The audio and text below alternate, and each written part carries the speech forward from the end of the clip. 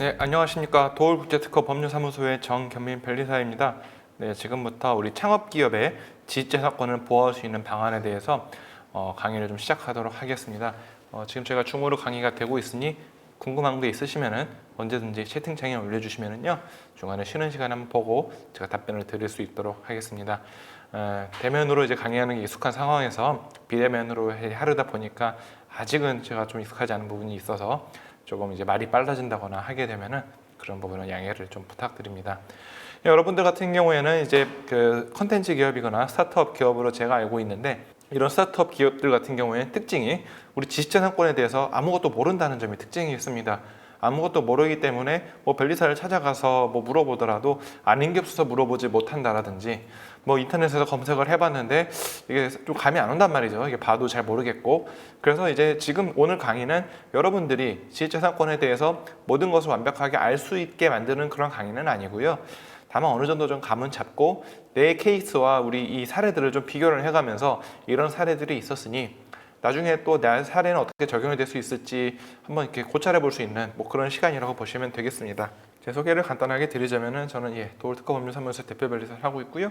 성대 나왔고 뭐 여러 가지 일을 하고 있습니다. 지식재산권이라고 하는 것은 먼저 이제 말씀을 좀 드리자면은 한마디로 내 머릿속에 있는 아이디어, 내 머릿속에 있는 지식을 권리화시킨 거라고 보시면 되겠습니다. 집에 내가 살고만 있다고 그 집이 내 거가 되는 건 아니죠. 그 집에 등기를 해야 그 집이 내 거가 되는 겁니다. 마찬가지로 내가 아이디어를 갖고 있다고 하더라도 이 아이디어가 이제 바로 내 아이디어, 내 거다라고 누가 인정해 주는 건 아니에요. 뭐 예를 들어서 제가 항상 우스갯소리를 하는 말이지만, 저희 아버지께서 뭐 티백에 대해서 아이디어를 뭐 몇십 년 전에 먼저 생각을 하셨다고 맨날 말씀을 하십니다. 하지만 아버지께서 만약에 그거를 특허를 내두셨으면은 그거는 이제 아버지의 지식이 아이디어가 이제 그 권리화가 돼가지고 재산권으로서 이제 의미가 있는 거겠지만, 특허를 내두지 않으셨기 때문에 지식으로 남으신 겁니다. 따라서 인간의 지식 활동에 대한 창출된 재산적 가치다. 이거를 이제 권리를 만들어야 이제 권리가 되는 거기 때문에 그게 아닌 것은 그냥 아이디어에 불과한 거다. 이렇게 보시면 되겠습니다. 우리 지식재산권에는 크게 보자면은 특허 실용신안 상표 디자인권이라고 하는 산업재산권, 저작권, 요즘 새로 나온 신지식재산권 세 가지 구분이 가능한데요. 여기서 차이점이라고 보시면은 저작권은 그냥 여러분이 만들기만 하면 우리 창작한 그 시점에 권리가 발생을 하지만, 산업재산권 같은 경우에는 출원이라고 하는 신청 행위, 그리고 등록이라는 행위, 특허청에 대해서 그런 행위를 해야만 권리로서 이제 등기를 하여야만 이제 권리가 된다. 이렇게 보시면 되겠습니다. 여기에 대해서 아직 좀 이제 말들이 좀 어렵죠. 하나하나 좀 살펴보도록 하겠습니다. 그리고 지식재산권이 왜 필요하냐라는 거죠. 뭐 이제 가장 제일 먼저 얘기를 좀 드리자면은 진입장벽이 됩니다. 내가 먼저 특허를 받았다, 내가 먼저 상표를 받았다라고 하면은 다른 사람들이 함부로 내 권리를 이제 침해하면 안 되는 거거든요. 그래서 이제 침해를 하지 않기 위해서 벽을 세워두는 거라고 보시면 돼요. 내가 예를 들어서 어떤 분야에 대해서 사업을 새로 시작을 했어요. 발명을 해서 사업을 했는데 누가 다른 똑같은 아이템을 뭐 아마 막무가내로 그냥 뺏겨 쓴다라면은 그냥 기분이 나쁘겠죠. 그때 이제 내 아이템이 어떤 건지에 따라서 이 아이템의 외형이 특징이 있다라면은 디자인권으로 보호를 받을 수도 있는 거고요. 이 아이템이 이름이 독특해.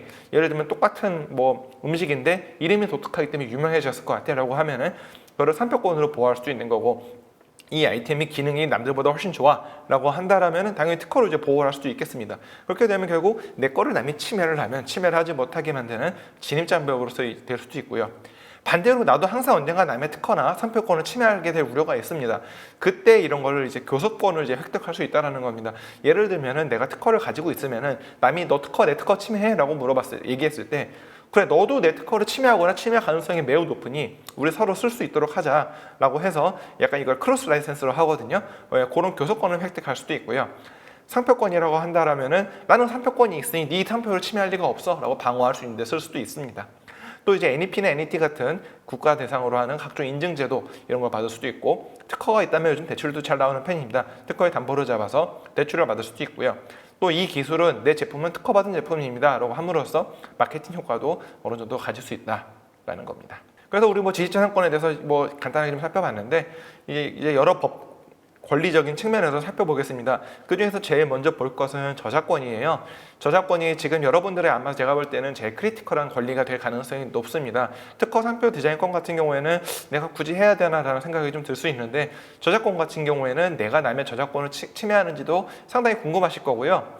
타인이 혹시 내 저작권을 침해하지 않는지 이런 부분들이 궁금하실 거기 때문에 저작권에 대해서 한번 간단하게 좀 살펴보겠습니다. 저작권도 재미있는 사례들이 많이 있거든요. 저작권이라고 하면은 인간의 사상 또는 감정을 표현한 창작물이다. 이 창작물인 저작물에 대해서 배타적, 독점적인 권리를 갖는다라는 겁니다. 즉 이제 뭐 인간의 사상 또는 감정을 표현하여야 되고요. 표현한 창작물이어야 됩니다. 그래서 이게 창작물이 아니거나 즉 남의 거랑 똑같은 거거나 아니면은 뭔가 표현된 창작물이 아닌 경우에는 즉 머릿속에 그 내포되어 있는 그냥 컨셉이나 아이디어에 불과한 경우에는 여기에 대해서는 저작권이 인정이 안 된다라는 건데 그게 뭔지는 한번 좀 이따 좀 살펴볼 거예요. 그래서 저작물 창작 시에만 발생하고 별도의 절차나 형식적인 이행을 필요로 하지 않습니다. 여기서 이제 또 많이 헷갈리시는 것들이 그럼 저작권위원회에 저작권을 등록을 해야만 저작권이 되는 거 아닙니까? 아니 이 사람이 나 저작권에 대해서 경고장을 보냈는데 내가 보니까 저작권위원회에 등록은 안 돼 있던데요. 이렇게 많이 물어봅니다. 하지만 저작권위원회에 꼭 등록이 되어 있을 필요가 없어요. 저작물 창작 시부터 발생을 하고요. 따라서 반드시 거기다 돈을 주고 맡겨야 된다는 그럴 필요는 전혀 없습니다. 그래서 이제 내 거에 내가 만들어서 어디 뭐 인스타그램이나 뭐 블로그에 올렸다. 그러면 그때부터 이미 저작권은 발생을 한 거예요. 예. 그래서 저작권은 뭘 보호해 주냐라고 하면은 당연히 뭐 내 컨텐츠를 어디 누가 가져와서 무단으로 복제해서 배포해. 뭐 프로그램 소프트웨어를 내가 원하지도 않았는데 나는 팔고 있는데 이거를 얘들이 뭐 저희들끼리 P2P로 뭐 나눠 갖고 있어. 이러면 당연히 뭐 저작권 침해가 되겠죠. 하지만 이런 게 아니라 뭐 예를 들면은 내가 어떤 카페를 만들었는데 나는 뭐 화이트 컨셉으로 카페를 만들었단 말이에요. 근데 이거를 비슷하게 따라하는 경우가 있잖아요. 바로 옆에다가 나도 화이트 컨셉, 나도 화이트 좋아하니까 화이트 인테리어를 이용해서 카페를 만들었어. 아니면은 나는 뭐 그냥 예를 들어 볼게요. 뭐 수달이라고 하는 캐릭터가 걸어다니는 뭐 번호가 생각이 나는데 수달이라고 하는 캐릭터가 친구들과 얘기하는 애니메이션을 만들었는데 옆에 있는 친구도 뭐 수달이랑 비슷한 뭐 수달 비스끌미하게 해달을 만들어 가지고 그걸로 또 캐릭터를 만들어서 애니메이션을 만들었네. 하면 그런 것도 보호가 되냐라는 거죠. 그래서 이제 약간 비슷하고 똑같지는 않고 내 걸 똑같이 베끼는 건 아닌데 약간 이제 표절 행위라고 하는 건데 이런 표절 행위에 대해서는 저작권이 어떻게까지 보호를 해주느냐 뭐 이런 게 있는 겁니다. 저작권은 이제 그 무단 복제는 그게 큰 문제가 안 되는데 이 표절 같은 경우에는 저작권 침해 요건을 만족을 해야 되거든요. 그게 저작물성, 의거성, 그리고 실질적 유사성입니다. 그 저작물성이라는 것은 이제 창작된 것인지 표현된 건지 이런 얘기를 하는 거고요. 의거성이라는 거는 그래서 이 사람이 내 걸 보고 따라했느냐 아니면 자기가 직접 창작했느냐라는 걸 얘기를 하는 겁니다. 실질적 유사성은 그래서 얘 거랑 내 거랑 실질적으로 비슷한가 이런 걸 보게 되는데 다른 것 앞에 저작물성, 의거성은 크게 문제는 안 되고요. 보통 실질적 유사성에서 걸리게 됩니다. 의거성 같은 경우에는 조금만 비슷하면은 그리고 내게 뭐 블로그에 올려져 있으면은 그래 너 얘 걸 보고 만들어서 가능성이 있기 때문에 의거성은 인정이 돼. 그리고 저작물성은 웬간하면 거의 다 인정이 되거든요. 예외적인 케이스 몇 개 빼고요. 하지만 이게 실질적으로 유사하다라는 거는 정말 거의 똑같은 정도여야 되기 때문에 보통 저작권 침해 사건에서는 여기서 많이 걸러지게 됩니다. 잘 인정이 안 돼요. 그래서 표절 행위는. 보호 대상에 대해서 캐릭터 같은 경우에는 당연히 저작물성이 있겠죠. 캐릭터의 외형을 비슷하게 하는 경우는 그렇습니다. 하지만 아까 살짝 말씀드렸다시피 이 캐릭터의 어떤 컨셉이라든지 캐릭터의 이름 이런 걸 그냥 보호해 주는 건 아닙니다. 따라서 내가 뭐 번호를 그렸으면 번호를 똑같이 그려야 이게 인정이 되는 거지. 나는 뭐 바나바나야 이러면서 다른 색깔의 다른 뭐 해달을 그린다고 하더라도 캐릭터 저작권 침해가 바로 들어가는 것은 아닙니다. 물론 이제 비슷한 너무 실질적으로 유사하면 그럴 수도 있겠죠. 음악이나 아이콘, 사파, 스토리 당연히 뭐 저작물성이 인정이 됩니다만은 그냥 뭐 조금 비슷해서는 안 되고요. 거의 실질적으로 대부분 다 비슷한 점이 있어야 되겠죠. 또 소프트웨어의 프로그램 소스 코드 같은 경우에도 항상 문제가 됐고요. 이것 때문에 결국 문제가 돼서 컴퓨터 프로그램 저작물이라고 하는 신제휴자 사건이 생기기도 했습니다. 하지만 이제 문법적 표현이 실질적으로 유사해야만 침해인데 이 문법적 표현이 또 창작성이 인정이 되어야 돼요. 그래서 코딩 하시는 분들은 잘 아시겠지만 소스 코드라고 하는 거에 어떤 창작성이 인정되는 게 참 어렵거든요. 그래서 인정된다고 얘기는 해주는데 이것도 인정된 예가 아직은 없어요. 사실 뭐 소스 코드가 저작물성을 인정받기면 창작성적인 게 사실 뭐 서로 이게 다 이렇게 왔다 갔다 같이 쓰지 않습니까? 그게 쉽진 않다. 그래서 프로그램으로 내 그 권리를 보호받고 싶다라면은 저작권은 좋은 선택은 아니고요. 만약에 원하신다면은 그 기능을 이용해서 특허로 보호하시는 것이 낫습니다. 보호 대상으로 사진과 컨텐츠 제목도 있을 수 있겠죠. 하지만 사진 같은 경우에 표현된 창작물로서 당연히 저작물성이 인정이 되어야 되는 건데 음식이라든지 사람 같은 거 사진 찍잖아요. 그 경우에는 제품을 충실하게 표현할 뿐 어떤 창작적인 표현을 볼 수 없다. 이런 판례도 있고요. 근데 이제 창작적인 표현이 있다면은 그 부분에서는 저작물성을 인정할 수 있다. 뭐 이런 판례도 있습니다. 자연물 같은 경우는 항상 문제가 됩니다. 예를 들면은 뭐 유명한 그 바위나 뭐 유명한 산을 내가 사진을 찍었는데 남들도 나랑 똑같은 곳에서 사진 찍어가지고 멋있는 장면이 나올 수 있지 않습니까? 그 경우에 먼저 찍은 사람이 얘 내 거 표절했어 라고 얘기하고 싶지만 그러면은 이 사람이 먼저 거기서 사진을 찍었다는 이유 하나만으로 다른 사람들은 거기서 사진을 찍을 수가 없게 된다면 그것도 나름대로 상당히 불합리한 측면이 있거든요. 따라서 이제 뭐 이제 또 뒤로 보겠지만 유명한 사진이랑 같은 장소, 같은 구도에서 사진을 촬영하더라도 저작권 침해로 좀 보지 않는다는 사건이 있었습니다. 컨텐츠의 제목 같은 경우에는 너무 짧기 때문에 창작적인 표현으로 좀 보기 어렵다. 대체적으로는 그 저작물성이 잘 인정이 되지는 않아요. 하지만 요즘 소설들 같은 경우에는 또 제목이 상당히 또 길게 나오는 게 약간 트렌드 아닙니까? 네, 그래서 이제 제목도 이제 좀 길게 쓰고 그러다 보면은 저작물성이 인정이 될 수도 있겠어요. 예, 하지만 컨텐츠 같은 경우에 컨텐츠 제목 같은 경우에는 이렇게 저작권으로 보호하기보다는 그 상표권으로 보호하는 것이 낫습니다. 예, 더 효과적이죠. 아까 말씀드렸던 사진에 대한 사건인데요. 오른쪽 위가 이제 마이클 캐나라고 하는 유명한 그 사진 작가가 찍은 사진이고요. 왼쪽은 CJ에서 했던 삼성전자의 광고, 아래쪽은 대한항공의 광고 사진입니다. 어때요? 지금 똑같죠? 세 개가 사진이. 하지만 똑같지는 않아요. 그죠? 예, 같은 자연물을 같은 구도에서 찍은 건 알겠는데 조금씩 다릅니다. 예, 마이클 캐나의 원본을 사진을 찍고 나서 대한항공에서 그리고 삼성전자에서 각각 이 광고를 만들었습니다. 이 대한항공 광고 때문에 이 마이클 캐나는 둘 다 이제 소송을 걸었고요. 결국 그 상황에서 이제 판례가 나왔죠. 했던 얘기는 이겁니다. 자연 경관은 만인에게 공유되는 창작의 소재다. 그래서 촬영자가 피사체에 변경을 가하는 것이 불가능하다. 그렇지 않습니까? 내가 갑자기 나무 하나를 부러뜨려 놓고 사진을 찍을 수 있는 것도 아니고 그냥 가서 사진을 찍은 것에 불과하기 때문에 뭐 어떤 변경을 가는 것이 불가능하고 또 이제 사진을 찍을 때 어떤 그 조리개의 오픈 정도 아니면 찍는 그 순간 뭐 어떻게 다른 거를 또 가하는가 또 보면 또 색깔도 조금씩 다르거든요. 예, 한마디로 편집된 것도 좀 다르다는 거죠. 이런 것들이 다 이런 것들이 표현의 창작성이 인정이 되어야 되는 부분이지 자연물 그 자체를 구도를 했다고 해서 똑같이 했다고 이거를 창작성을 인정하기는 조금 어렵다라고 해서 대법원까지 가는 오랜 그 소송 끝에 결국은 이제 대한항공이 사실 소송 이겼습니다. 예, 하지만 이제 그 CJ에서는 조금 이제 그래도 좀 사람들의 그 비판이 조금 두려웠는지 합의했어요. 예, 그래서 돈을 주고 광고로 사용을 하였죠. 음식 사진도 저작권 문제가 사실 많이 발생하는 부분 중에 하나입니다. 음식 배달앱에 이제 등록된 업체들이 이제 음식 사진을 몰래 가져다 쓰는 일도 상당히 많은데요. 아까 말씀드렸던 사진을 이제 몰래 찍는 거랑 다르게 이거 같은 경우에는 그러니까 사진을 동일하게 찍는 거랑 다르게 이거는 이미 배달앱에 올려놓은 사진을 그대로 갖다 쓰는 거였지 않습니까? 이런 경우가 많기 때문에 항상 이것도 저작권 분쟁이 많은 사안 중에 하나인데 하지만 이런 사건이 있습니다. 스팸 사건이라고 저희는 이제 얘기를 하는데 사진 작가가 사진을 촬영하고서는 그 광고 때문에요. 광고 때문에 사진을 촬영하고 그 사진을 줬는데 이 광고주가 나 이 사진 마음에 안 든다고서는 사진 작가한테 돈을 안 줬어요.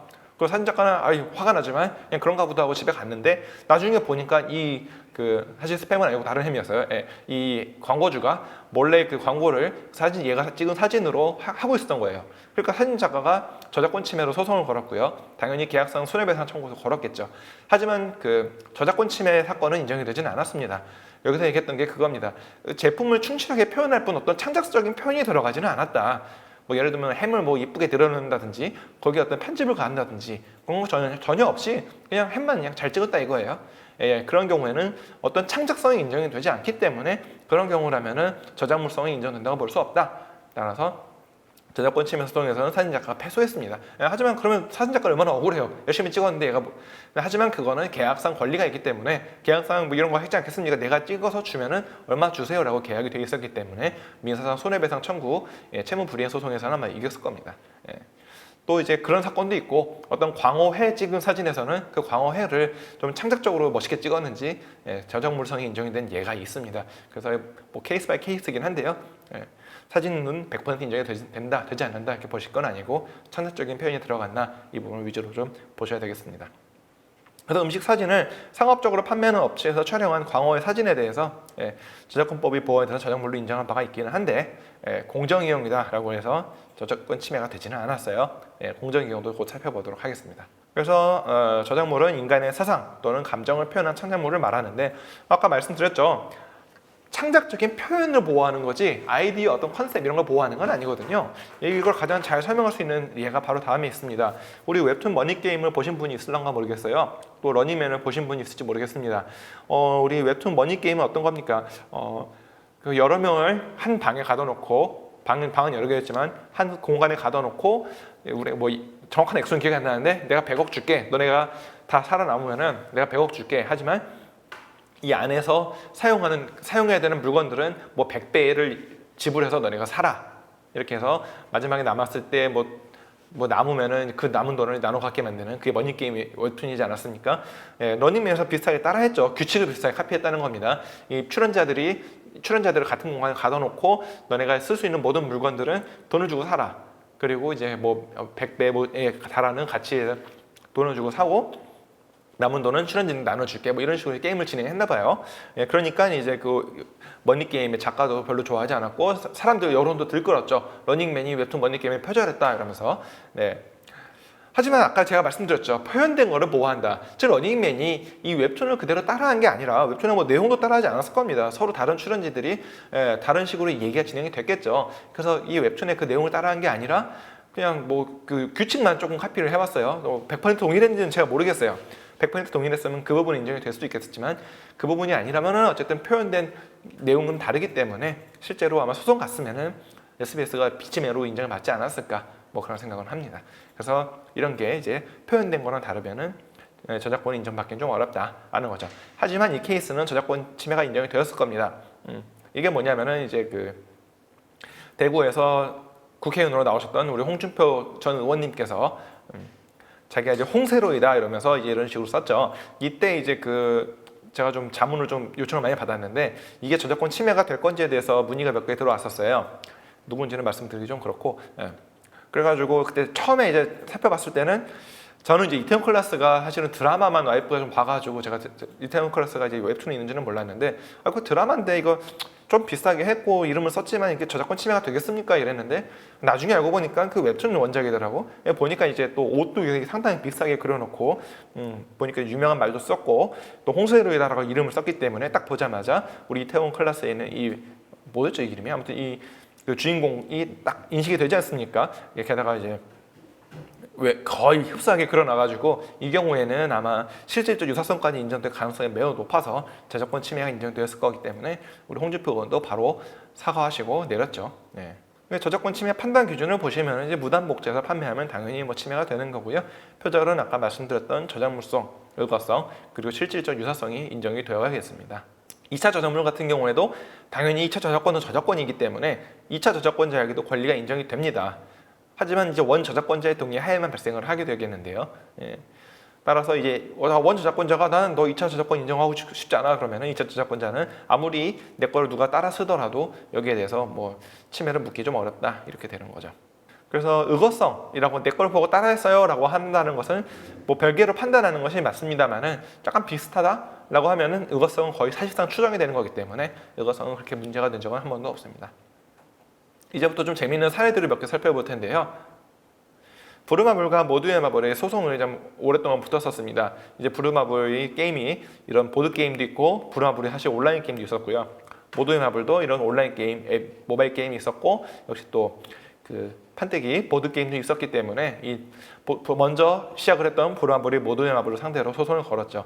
이때 실제로 소송이 걸었던 항목은 굉장히 많습니다. 한 건을 갖고 소송을 건 게 아니라 게임 규칙이 비슷하다라든지 배치되어 있던 타일의 그 규칙이 좀 비슷하다라든지 뭐 황금 열쇠가 존재한다라든지 무인도가 있다라든지 뭐 이런 부분들을 세세하게 다 잡아서 다 소송을 걸어봤는데 결과는 부루마블이 참패를 했습니다. 이게 왜 그러냐면은 그 주사위를 굴려서 땅 따먹기 게임은 원조가 미국의 모노폴리라는 게임이었다 이거죠. 그래서 주사위를 굴려서 땅을 사는 이런 규칙 이런 거는 이미 있었다. 그리고 어디 갇히는 거 이미 있었어. 그리고 어디 도착하면은 보너스 카드를 받는 거 이것도 이미 다 있었어. 그럼 이런 걸 제외하고 둘의 유사성을 비교해야 된다라는 것이 그 재판부의 설명이었고요. 특히 뭐 무인도 같은 경우에는 부루마블이 무인도 생김새도 비슷하게 그려놨다라고 했는데 재판부는 뭐라 그랬냐면 무인도라고 하면은 섬 하나 위에 나무 그려놓는 거 이건 너무 당연한 표현 방식이기 때문에 이런 걸 제외하고 똑같냐 봐야 된다라고 봤을 때 뭐 예를 들면 모드의 마블은 나무가 2개 있었고 너는 나무가 하나 있지 않느냐 이러고 이제 침해를 거절했다든지 뭐 그런 것들이 있었어요. 그래서 앞에 있던 이미 더 전에 선행하는 어떤 저작물이 있으면은 이것과 비슷한 거는 제외하고 아까 제가 창작적 표현이라고 했죠. 창작적인 부분만을 놓고서는 부루마블이 너가 창작한 부분은 어느 부분이야? 그 부분만 놓고 유사성을 비교해야 된다라고 했던 게 재판부의 설명이었고 그런 부분들을 제외하고 나니 둘은 사실상 거의 똑같지 않았다라고 해서 부루마블이 참패했던 뭐 그런 사건입니다. 또 이제 뭐 베이비버스나 핑크퐁이 뭐 지금 상당히 비슷하게 우리 아기 상어 이런 노래를 지금 나오기도 했고요. 또 이게 핑크퐁 같은 경우에는 조니 올리라고 하는 작곡가랑도 지금 소송이 좀 걸려 있는데 핑크퐁 노래 그 아기 상어 노래가 원래는 이제 그 미국의 구전동요거든요. 근데 이걸 이용해서 베이비 샤크라고 하는 노래를 만든 건 또 조니 올리라는 사람이에요. 그러니까 이거 2차 저작권 나한테 있다라고서는 주장을 하면서 한국에서 지금 소송이 진행이 되고 있습니다. 안 들어봐서 모르겠는데 비슷한지는 한번 여러분들이 확인해 보시기 바랍니다. 이제 여러분들은 굉장히 중요하게 보셔야 될 것은 이제 폰트 저작권이 부분이에요. 제가 이 캡처 화면을 올려드린 것은 이 강의가 조금 이제 나중에 기억이 안 나실 수 있으니 요거 그대로 한번 검색을 해보시면은 이제 거기 좀 더 자세히 설명이 돼 있거든요. 그래서 강의 들으시고 폰트 저작권 중요했는데 예전에 벨리사님 뭐라 그랬지라고 얘기하시고 싶으시면 가서 한번 검색을 해보시길 권해드리고 일단 최대한 한번 지금 설명을 해드릴 수 있도록 하겠습니다. 이 폰트 저작권이 왜 중요하냐면은 지금 당장은 여러분들이 모를 수 있는데 나중에 나는 기억도 안 나는 홈페이지에 써있는 한두 글자 로고에 이 부분이 뭐 저작권을 침해한다라고 해서 저작권을 침해하니까 너 100만 원 주면은 내가 소송 안 걸게 이러고 경고장들이 날라옵니다.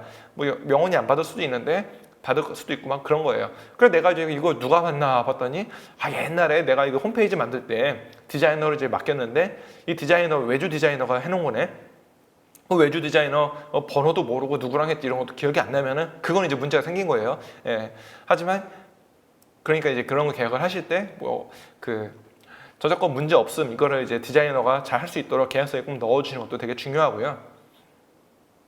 또 그렇게 이제 왔을 때 디자이너한테 연락을 잘 할 수 있도록 그 연락처를 잊어버리면 안 되겠죠. 그런 부분도 중요하겠습니다. 근데 그거 아니더라도 내가 쓴 걸 수도 있거든요.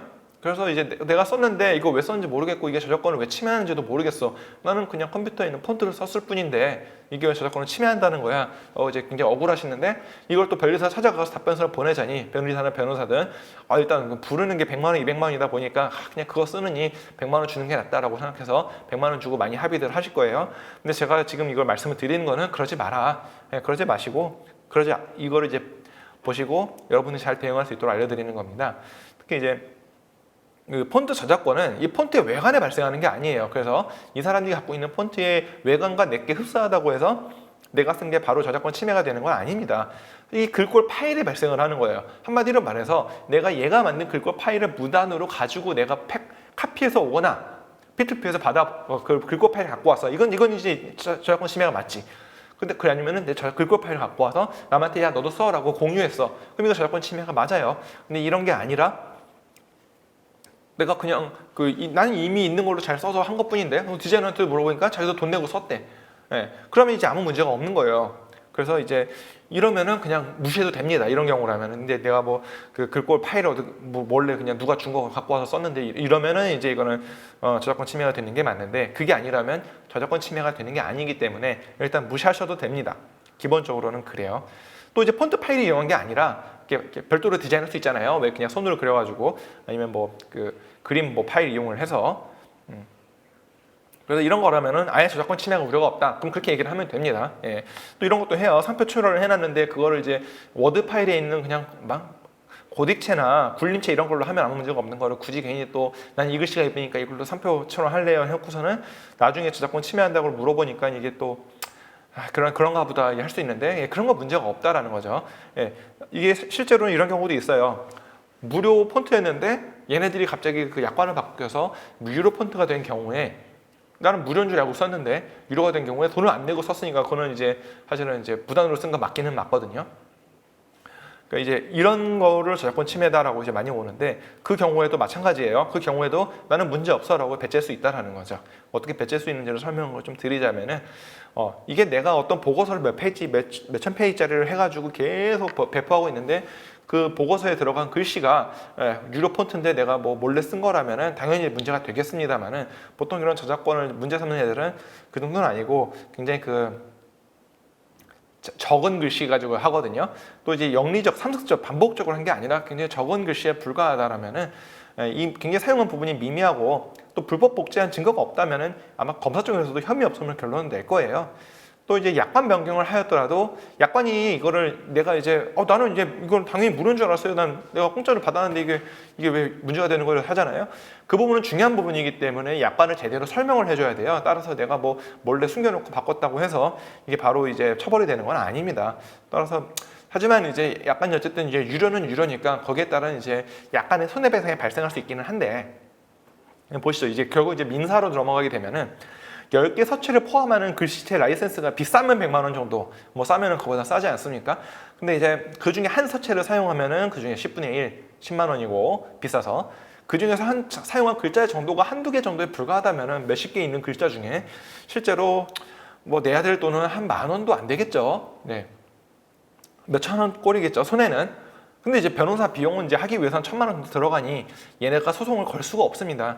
경찰에 신고를 하긴 하는데 내가 가가지고 나는 이거 문제 없다라고 하면은 경찰도 무혐의 처리 날 거기 때문에 형사나 민사나 실제로 문제가 될 일은 극히 드물다. 그래서 여러분이 무단으로 그 폰트 프로그램을 다운로드 받지 않는 이상은 그런 경고장이 날라오면 무시하셔도 됩니다. 이렇게 말씀을 드리는 거고요. 그래도 만약에 이제 이것 때문에 나중에 좀 걱정이 되신다라면은 그냥 변리사 찾아가서 한번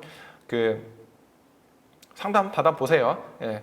아니면은 그냥 그 네이버 같은 데다가 요즘 폰트 저작권에 대한 이슈가 하도 많아서 블로그나 유튜브 글도 많이 올라오니까 그런 거 읽어보셔도 좋습니다만은 오늘 강의 들으신 여러분들께서는 저작권, 폰트 저작권은 문제가 거의 안 되는 거니까 겁먹지 마시고 의연하게 대처하시면 된다. 이렇게 말씀을 드리는 겁니다. 그래서 저작권 관련돼서 이제 프로그램 뭐 창작 시에 발생을 하니까 별도의 조치가 필요가 없습니다만은 또 이제 하지만 외부 개발을 맡기는 경우에 이게 항상 문제가 돼요. 나는 이제 그냥 내 플랫폼을 이제 하시는 분인데 내 플랫폼을 이제 직접 만들기는 좀 어려우니 개발사를 끼고 하는 경우가 많지 않습니까? 근데 이제 외부 개발사한테 이제 솔루션을 받아가지고 내가 했는데 이게 솔루션을 좀 바꾸려니까 이게 좀 잘 안 돼. 그래서 소스 코드 다시 달라. 내가 좀 어떻게 해보겠다라고 하니까 안 줘. 저작권은 자기한테하고 안 주는 경우가 있어요. 그러니까 이제 그 부분이 이제 중요한데 저작권은 원칙 외주 개발사에 있는 게 맞아요. 따라서 여러분들께서 이제 계약할 때 그 부분을 좀 확실하게 해두셔야 됩니다. 저작권이 이쪽에 있는 것을 인정을 하시고 그렇게 계약을 하시고 나중에 그런 유지 보수 같은 경우도 이 개발사에 계속 맡기실 건지 아니면은 비용을 좀 더 주고서라도 저작권은 가져오시고 유지 보수를 직접 하시거나 원하는 업체에 맡기시거나 이 솔루션을 파시거나 이런 걸 원하시는지 이런 부분들을 명확하게 하실 필요가 있습니다. 따라서 근데 나는 이제 이 유지 보수를 내가 직접 하고 싶고 이 솔루션도 내가 별도로 팔고 싶어서 내가 이걸 계약을 한 건데 이 저작권이 얘한테 있다라고 하면은 이거는 좀 이제 안 되겠죠. 그러니까 그런 부분들은 확실하게 외부 개발사랑 이제 얘기를 잘 해두실 필요가 있겠죠. 그래서 저작권이나 지식재산권 이전 조항 항목이 있는지 꼭 체크해 두실 필요가 있겠습니다. 그래서 어쨌든 복제 배포 등의 행위는 당연히 저작권을 침해하기는 합니다만은 어떤 컨셉의 유사성으로 침해를 묻기는 좀 어렵다. 이런 부분들은 고려를 하셔야 되겠고요. 아까 살짝 말씀드렸던 저작권과 공정 이용에 대한 내용입니다. 저작권을 이제 유튜브 같은 데 보면은 왜 타인의 저작물, 영화나 책이나 게임을 소개하는 컨텐츠가 점점 많이 늘고 있잖아요. 보통은 이제 내부 알고리즘이 좀 있어가지고 예를 들면은 뭐 드라마를 통째로 틀어놨다라고 하면은 그 드라마를 만든 방송사에게 수익이 갈 수 있도록 당연히 만들어져 있어요. 그래서 큰 문제는 보통은 없습니다만은 애매한 경우가 있어요. 예를 들면 책을 읽어주는 경우 같은 경우에는 책을 읽어준다고 해서 그게 바로 이제 원 저작권자에게 수익이 가도록 되어 있지는 않거든요.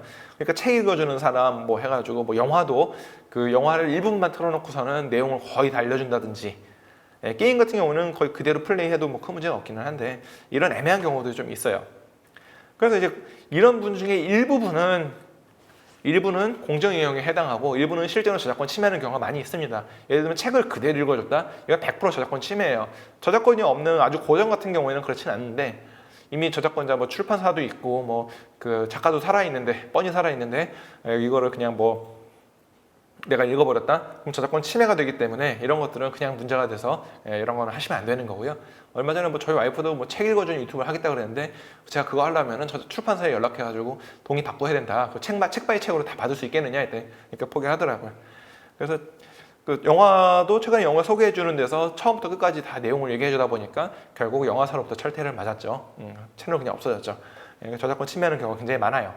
하지만 이런 경우가 아니더라도, 그러니까 저작권자에 꼭 허락이 없더라도 이 저작물을 이용할 수 있는 경우가 있어요. 이게 공정 이용이다라는 겁니다. 여러분들도 이제 어떤 사업을 하는 데 있어서 뭐 남의 저작물을 좀 이제 쓰는 경우가 이제 종종 생기게 될 텐데, 그래서 저작권법에 이게 규정이 되어 있습니다. 통상적인 이용 방법과 충돌하지 아니하고, 예를 들면 내가 책이다라고 하면은 이거를 내가 책으로 내면 안 된다라는 거지. 비슷한 내용을 영화다 그럼 영어로 하면 안 된다라는 거고, 뭐 근데 뭐 아무튼 저작권자의 정당한 이익을 부당하게 치지 않아야 된다. 이거는 이제 책인데 내가 책을 처음부터까지 다 내용을 얘기를 해주면은 누가 그 책을 사보겠습니까? 그래서 아주 뭐 굉장히 이 책을 사보고 싶은 만큼만 얘기를 해준다든지 조금만. 그래서 이 해치지 않은 경우에는 저작물을 좀 이용할 수 있다. 근데 이제 이때 이용의 목적, 성격, 종류, 뭐 용도, 이용되는 부분의 비중, 중요성, 시장의 가치에 미치는 영향 이런 걸 다 고려해야 된다. 조금 이제 간단하게 설명하면은 조금만 사용을 하면 되고요. 이걸 딱 봤을 때 그 저작물이 명확하게 드러나지 않을 정도로 사용하면 됩니다. 이제 꿀리면은 이제 사실 연락해서 받는 게 좋죠. 교육 목적으로 사용하는 경우에는 엔간한 문제가 없어요. 비영리적으로 사용한다. 뭐 예를 들면 이런 거 많이 물어봅니다. 내가 인스타그램에 얘가 올린 사진 너무 이뻐가지고 올렸는데 이거 되는 거예요? 난 이거 돈 안 버는데 비영리인데 괜찮나요? 근데 비영리라고 해서 무조건 공정 이용은 아니거든요. 특히 사진 같은 경우에는 얘가 아니라 다른 사람이 그 저작권자가 뭐 어떻게 보면 좋아요라든지 팔로우를 늘리기 위해 사진을 올렸는데 이거를 이런 좋아요나 그 팔로우를 흡수하는 효과가 또 있지 않습니까? 그래서 비영리적이다라고 단정할 수도 없지만 실제로 비영리적으로 썼다고 하더라도 이 얘한테 만약에 손해가 끼친다라면은 이걸 공정이용으로 잘 인정을 해주지 않거든요. 그래서 비영리라면은 공정이용으로 인정받을 가능성은 좀 높아지기는 하지만 비영리라고 무조건 공정이용은 아니다. 따라서 그런 건 나중에도 주장하지 마라. 뭐 이렇게 말씀드릴 수 있고요. 게임 방송 같은 경우에는 저작권 침해가 맞아요. 근데 홍보 목적이 상당히 효과가 크죠. 실제로 이제 게임을 방송으로 보는 거랑 내가 실제로 게임하는 거랑 다르기 때문에 그걸 남들이 하는 걸 봐서 나도 저렇게 해봐야지라고 게임을 할 수 있는 효과가 더 크다라고 게임사들이 보통 생각을 하기 때문에 약관에 의해서 명시적으로 허락하는 경우도 있고 그냥 알아서 써라고 하는 경우도 있습니다. 물론 저작권 침해다라고 하면은 그건 내려야 되겠지만 보통은 그렇지는 않습니다. 또 뭐 예를 그런 거 있죠. 그 마이크로소프트 엑셀 따라하기, 뭐 파워포인트 따라하기 이런 책도 옛날에 있었잖아요. 이런 것들도 원래는 저작권 침해가 되는 게 맞는데 마이크로소프트사에서 그런 책들은 자신들의 제품 판매에 도움이 되기 때문에 내버려둔 케이스다 이렇게 보시면 되겠습니다. 잘 모르겠으면 허락받는 거 쓰는 게 제일 좋아요. 또 소개는 정도로 아주 일부분 사용하는 것은 문제가 없다 이렇게 보실 수 있겠습니다. 출처는 반드시 밝혀야 되고요. 저작물을 임의로 훼손해서는 안 되겠습니다. 이제 여러 가지 그 공정이용에 대한 사례를 좀 소개를 시켜드릴 텐데요. 풀미키 사건이라고 있어요. 80년대 일본의 초등학생 학교에서 일어난 일입니다. 일본 초등학교에서 졸업할 때 국민학교죠 얘네는 맞나? 그래서 보통 얘네가 졸업할 때 여기다가 이제 미키 마우스를 잘 그렸죠. 미키 마우스를 그려놓고 졸업을 했는데 그려놓고 졸업을 하니까 디즈니가 초등학교를 고소를 했어요. 그래가지고. 이런 밈도 있었죠. 무인도에 가서 미키 사진을 그리면 디즈니 법무팀이 잡으러 온다. 아니 그 일본에 있는 한 초등학교에서 그려놨더니 이게 와서 잡으러 왔으니까 얼마나 웃깁니까. 그래서 초등학교가 뭐라 그랬겠어요. 아니 교육적으로 이용한 거 아니냐. 그랬더니 디즈니 쪽에서는 이거를 그릴 당시에는 교육적으로 한 거기 때문에 문제가 없는데 그리고 나서 여전히 남아있고 더 이상 교육 목적이 아니고 학교에서만 볼 수 있는 게 아니라 밖에서도 볼 수 있지 않느냐. 더 이상 교육 목적은 아니다라고 해서 초등학교가 패소를 했고요. 다행히 뭐 이걸 돈을 받은 건 아니고 그냥 지워라 해서 지웠습니다. 그랬던 사건이 있죠. 또 우리 애기가 이렇게 앉아가지고 그 손담비에 미쳤어를 부르면서 춤과 함께 불렀던 그런 사건도 있는데요. 이 동영상을 이제 UCC에 올렸습니다. 아유 되게 옛날 말 같죠. 그 당시 옛날에는 이제 저희는 유튜브 없고 UCC였어요. 그 네이버가 삭제해버렸어요. 이제 그러니까 이 아빠가 얼마나 화가 나요. 어떤 영리 목적도 아니고 그냥 보자고 친구들이랑 보자고 올려놨는데 그게 뭐 그랬더니 이제 그 소송이 들어갔고 그에 대해서 법원에서는 영리 목적 아니고 굉장히 조금 부르기만 했고 가창이 부정확했다. 그래서 저작물의 가치를 훼손하지 않는다. 누가 이 얘기가 부른 노래를 보고서는 손담비가 손담비의 미쳤어를 안 보고 싶어 하겠느냐, 이거 봤으니까 난 안 봐도 돼, 뭐 이런 생각하는 거 아니니까 이거는 공정이용으로 봐야 된다라고 했던 사건입니다. 미국의 미국판 손담비 아니면은 저게 한국판 댄싱 베이비 사건이라 볼 수 있겠는데요. 이 얘기가 프린스라고 하는 가수의 Let's Go Crazy라는 노래가 밖에서 흘러나오자 그냥 애가 춤을 췄어요. 그 아기 동영상을 업로드했다가 8년 동안 이제 소송을 거치면서 결국 승소해서 내려졌던 유튜브가 다시 올라왔습니다. 실제로 프린스랑 소송을 한 건 아니고요. 유튜브랑 소송을 했어요. 아까 그 손담비 사건도 네이버랑 소송을 한 거고 이 댄싱 베이비도 유튜브랑 소송을 한 겁니다. 결국 골자는 이제 얘가 애기가 부른 거고 이거 프린스 레츠고 크레이지 잘 들리지도 않고 조금밖에 안 됐고 공정 이용 안 맞지 않느냐, 유튜브 이거 내려버렸다, 다시 올려달라고 해서 8년 동안 소송을 해가지고 이겨가지고 다시 올라왔습니다. 지금도 유튜버에다가 댄싱 베이비라고 치면 나오고요. 아니면 렛츠고 크레이지까지 해야 나오는지 모르겠는데 아무튼 나와요. 저도 그 최근에 그냥 제가 가서 다시 캡처해 온 거예요. 나옵니다. 근데 별로 볼 건 없는데요. 조회수는 엄청 유명해졌기 때문에 무지하게 높습니다. 그래서 저작권적 측면에서 이제 얘기를 좀 하자면은 어떤 별도의 절차가 있어야 되는 건 아니고 바로 등록이 되는 점이 상당히 좋죠. 또 이제 내가 유튜브에 올리거나 내가 블로그에 올리거나 내가 네이버에 페이스북에 올렸다, 트위터에 올렸다 이러면은 바로 발생을 하기 때문에 어떤 절차가 필요한 건 아니다. 그럼 저작권위원회 왜 가요? 그러면은 이제 그 발생 입증 시기를 인정해주고 사고 팔 때 좀 유리하고 이런 얘기를 하는데 안 가도 돼요. 굳이 안 가도 되고요. 다만 이제 나 혼자 몰래 갖고 있었는데 저작권 인정됩니까? 이런 거는 안 돼요. 내가 예를 들면 소프트웨어를 만들었는데 누구에게도 공개를 안 했어. 근데 저작권위원회에 올리면은 그거는 이제 너 이 시기에 네가 만든 거 맞아라고 저작권위원회가 인정을 해주는데, 그게 아니라 내가 몰래 갖고 있었어. 그러면 이거 저작권 발생 시기를 입증하기 되게 어렵거든요. 그래서 그런 경우에만 저작권위원회에 가서 올리시면 되고요. 그런 부분이 있죠. 불법 복제가 발생하는 경우에 민형상 조치를 취할 수 있다는 점은 장점이 되겠습니다만은, 아까 말씀드렸다시피 저작권위원회에 이제 하지 않는 이상은 발생 입증이 상당히 어렵고, 또 이제 복제 배포가 아니라 표절한 거라면 침해 입증이 좀 어렵긴 해요. 그런 부분 때문에 저작권 보호가 단점이 좀 있기도 하고, 또 이 공정 이용 아까 말씀드렸죠. 비영리적이나 교육 목적이나 인정이 되면 침해가 또 제한되기도 할 수도 있기 때문에 이런 부분은 저작권이 커버를 못하는 부분이다. 이렇게 보시면 되겠습니다. 좀 너무 빨리지 않았나 싶었는데 오늘도 40분이 되었기 때문에 10분 정도 쉬었다가 진행하도록 하겠습니다. 네, 감사합니다.